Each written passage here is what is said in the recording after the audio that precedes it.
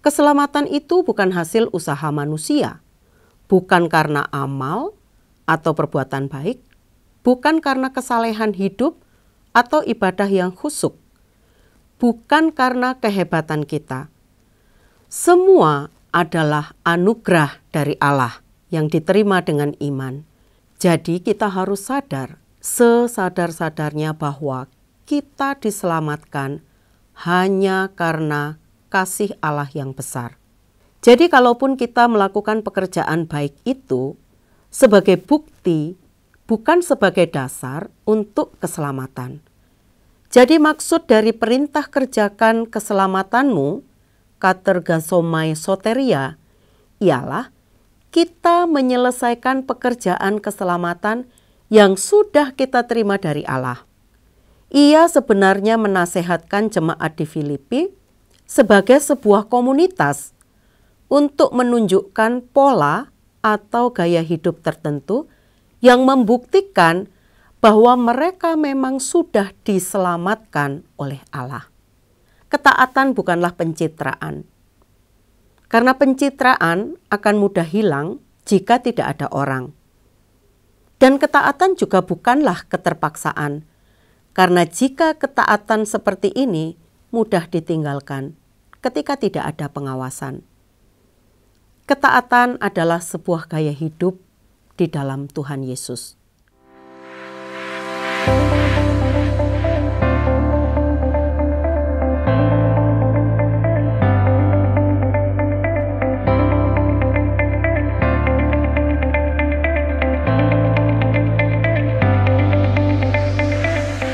Shalom, salam sejahtera dari Tuhan kita Yesus Kristus. Saudara, kita berjumpa dalam acara Terang Warta Rohani yang dipersembahkan oleh Yayasan Terang Warta Rohani melalui YTWR Channel. Hari ini kita akan belajar tentang keselamatan dan tanggung jawab manusia. Saudara, keselamatan adalah murni anugerah Allah. Tidak ada andil manusia sama sekali. Efesus 2 ayat 8-9, sebab karena kasih karunia kamu diselamatkan oleh iman. Itu bukan hasil usahamu, tetapi pemberian Allah. Itu bukan hasil pekerjaanmu. Jangan ada orang yang memegahkan diri.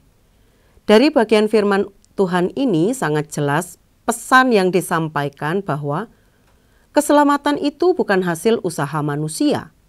Bukan karena amal atau perbuatan baik, bukan karena kesalehan hidup atau ibadah yang khusyuk, bukan karena kehebatan kita. Semua adalah anugerah dari Allah yang diterima dengan iman. Iman adalah sarana untuk mendapatkan keselamatan, bukan sebab. Kita menjadi percaya kepada Yesus karena Roh Kudus bekerja dalam hati kita. Jadi kita harus sadar, sesadar-sadarnya bahwa kita diselamatkan hanya karena kasih Allah yang besar. Yang berikut, dalam sejarah keselamatan kita mendapati bahwa gereja Tuhan seringkali ditarik pada dua hal yang ekstrim, yaitu legalisme dan antinomianisme. Legalisme mengajarkan bahwa keselamatan dan berkat Tuhan ditentukan oleh usaha manusia. Kesalehan manusia menjadi kunci untuk memperoleh semua berkat rohani. Di sisi lain, antinomianisme meyakini bahwa orang-orang Kristen tidak lagi terikat pada hukum Taurat. Di dalam Kristus kita telah menerima semua berkat rohani. Karena itu kita bebas berbuat apa saja. Nah, bagaimana kita harus memahami dan menyikapi akan persoalan ini? Apakah kita memiliki andil dalam keselamatan? Pada ayat selanjutnya dalam Efesus 2 ayat 10, Paulus menuliskan, karena kita ini buatan Allah, diciptakan dalam Kristus Yesus untuk melakukan pekerjaan baik yang dipersiapkan Allah sebelumnya. Ia mau supaya kita hidup di dalamnya. Manusia diciptakan oleh Allah di dalam Kristus Yesus untuk melakukan pekerjaan baik. Jadi, tujuan Allah menciptakan manusia adalah untuk melakukan pekerjaan baik. Dan hal itu harus kita lakukan atau kita hidupi sesuai dengan kehendak Allah. Jadi kalaupun kita melakukan pekerjaan baik itu sebagai bukti, bukan sebagai dasar untuk keselamatan. Manusia diciptakan untuk melakukan pekerjaan baik, bukan sebaliknya. Di sini ada tanggung jawab yang harus dilakukan oleh manusia, yaitu melakukan perbuatan baik. Artinya, hidup kita ini tidak boleh asal. Yang penting hidup, apalagi sembarangan, karena merasa sudah diciptakan Allah dan mendapatkan keselamatan, kemudian hidup seenaknya. Pada bagian firman Tuhan yang lain, masih berbicara tentang surat Paulus. Kali ini Paulus bersurat kepada jemaat yang ada di Filipi. Filipi pasal 2 ayat 12 sampai 13. Hai saudara-saudaraku yang kekasih, kamu senantiasa taat, karena itu tetaplah kerjakan keselamatanmu dengan takut dan gentar. Bukan saja seperti waktu aku masih hadir, tetapi terlebih pula sekarang pada waktu aku tidak hadir. Karena Allah lah yang mengerjakan di dalam kamu baik kemauan maupun pekerjaan menurut kerelaannya. Ini adalah terjemahan baru bagian pertama. Saya akan baca dalam terjemahan baru bagian kedua. Karena itu saudara-saudaraku yang terkasih, sebagaimana kamu senantiasa taat, bukan saja seperti waktu aku masih hadir, tetapi terlebih lagi sekarang waktu aku tidak hadir.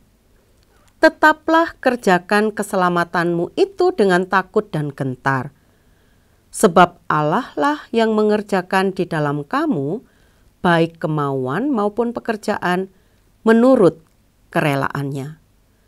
Saudara, jika kita melihat ayat 12 sampai 13 secara sekilas, kita dengan mudah akan menemukan bahwa inti dari bagian tulisan ini terletak pada kalimat perintah di ayat 12, yaitu kerjakanlah keselamatanmu. Sedangkan bagian lain dari ayat 12 sampai 13 hanyalah penjelasan dari inti tersebut. Apa yang dimaksud dengan perintah ini? Apakah perintah ini tidak bertentangan dengan ajaran Paulus yang lain tentang keselamatan sebagai anugerah? Efesus 2 ayat 8 sampai 9 tadi. Dalam pengertian yang didapat melalui bahasa asli, bagian firman Tuhan ini menunjukkan bahwa nasihat ini tidak bertentangan dengan doktrin anugerah. Pertama, kerjakan keselamatanmu dalam bahasa Yunani adalah katergasomai soteria. Bahasa Inggris katakan work out, bring to completion your salvation. Mengerjakan, menyelesaikan keselamatan. Kata yang sama menyelesaikan dipakai dalam Efesus 6 ayat yang 13. Untuk menunjukkan kita tetap berdiri setelah menyelesaikan katergasomai, perlawanan dengan menggunakan seluruh perlengkapan senjata Allah. Kesimpulannya, kata menyelesaikan atau katergasomai lebih bermakna menyelesaikan sesuatu yang sudah ada, bukan menghasilkan sesuatu yang sebelumnya tidak ada. Jadi maksud dari perintah kerjakan keselamatanmu, katergasomai soteria, ialah kita menyelesaikan pekerjaan keselamatan yang sudah kita terima dari Allah. Kedua, katamu dalam frase keselamatanmu dalam bahasa Yunani berbentuk jamak. Pemakaian bentuk jamak ini menunjukkan bahwa Paulus tidak sedang membicarakan keselamatan secara pribadi. Ia sedang membahas keselamatan secara komunal. Ia sebenarnya menasehatkan jemaat di Filipi sebagai sebuah komunitas untuk menunjukkan pola atau gaya hidup tertentu yang membuktikan bahwa mereka memang sudah diselamatkan oleh Allah. Dalam konteks pasal 2 ini berbicara tentang bagaimana mengasihi sesama. Nasihat ini sama halnya di bagian lain katakan, hendaklah hidupmu berpadanan dengan Injil Kristus. Ada sesuatu yang berbeda dan yang menjadi teladan bagi orang lain. Dan yang Paulus nasihatkan, lakukanlah dengan ketaatan. Ada 3 bentuk ketaatan pada bagian ini. Pertama, ketaatan yang konsisten. Paulus mengakui ketaatan jemaat Filipi. Dia menggunakan kata keterangan senantiasa. Pantote bentuk imperatif present. Perintah ini berarti harus dilakukan terus-menerus. Ketaatan bukanlah pencitraan. Karena pencitraan akan mudah hilang jika tidak ada orang. Dan ketaatan juga bukanlah keterpaksaan. Karena jika ketaatan seperti ini mudah ditinggalkan ketika tidak ada pengawasan. Ketaatan adalah sebuah gaya hidup di dalam Tuhan Yesus. Kristus bukan hanya menyelamatkan kita dari upah dosa, tetapi juga dari kuasa dosa. Kedua, ketaatan yang tidak bergantung pada manusia. Kedekatan seringkali berujung pada ketergantungan. Kekaguman terhadap rohaniwan dengan cepat berubah menjadi pengultusan. Hal seperti ini tidak diinginkan oleh Paulus. Dia menasehati jemaat untuk tetap taat terlepas dari dia hadir atau tidak hadir. Pertumbuhan rohani memang terjadi secara komunal. Ada rekan, ada pembimbing yang Tuhan sediakan.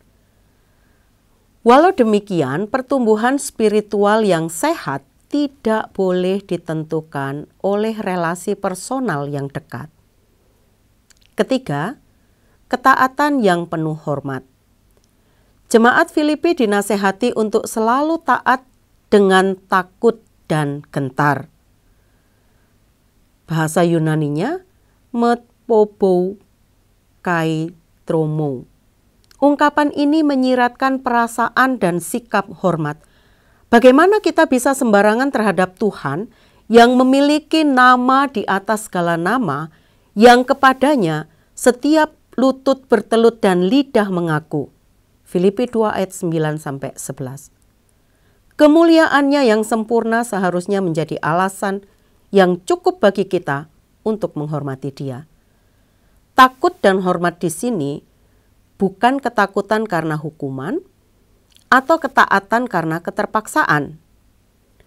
Hormat berarti tidak sembarangan. Memang bukan ketakutan karena hukuman, tetapi tetap ada kesungguhan dalam ketaatan. Saudara, kita menyadari siapa Allah dan siapa kita. Sebagai pencipta dan penebus kita, Dia layak menerima ketaatan dari ciptaannya dan umat tebusannya. Sebagai penutup, kita harus selalu ingat bahwa kita tidak memiliki sedikit pun andil dalam mengerjakan atau menyelesaikan keselamatan. Sama seperti jemaat Filipi, karena Allah lah yang mengerjakan di dalam kamu baik kemauan maupun pekerjaan menurut kerelaannya.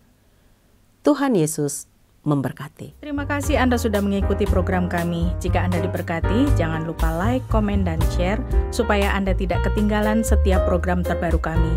Jangan lupa juga untuk subscribe channelnya dan nyalakan loncengnya. Jika Anda ingin mendukung pelayanan kami, bisa melalui rekening kami berikut ini atau menghubungi kami di sini.